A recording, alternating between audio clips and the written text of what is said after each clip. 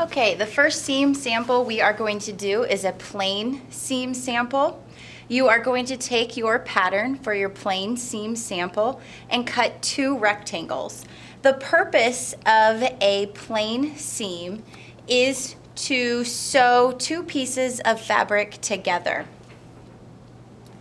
And we will use a plain seam all of the time in our sewing classes. So it's a very, very basic yet important seam. Trace around your pattern, fold your fabric right sides together so that you get 2 layers. Trace your pattern over the top, and then you are going to cut out with your fabric shears around those rectangles. Cut nice long strides so that you don't have any little ziggy zags in your fabric. Once you get those cut out, go ahead and press them. You always want to be working with a nice crisp fabric.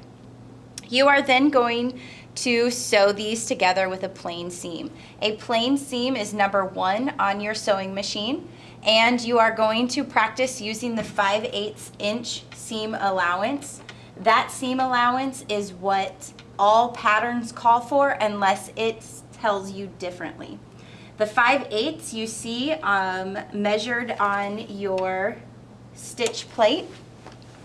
You are going to lower your presser foot, hold on to your tails, and you are going to go forward 4 or 5 stitches and reverse those 4 or 5 stitches to lock in your stitch. You must always backstitch at the beginning and end of a plain stitch.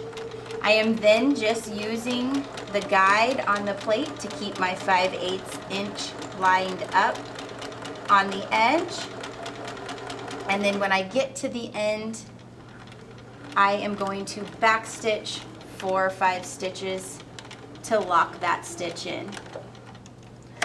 Lift up your presser foot, pull out your tails. There's a cutter on the side of your machine, or you can just take your shears and trim up those tails. You always want your sewing to look neat and clean. Keep those tails off to the side. You are going to throw those away at the end of your sewing day. And then here you see a plain 5/8 inch seam. When you open it up, you have your right sides, and it creates a nice straight stitch.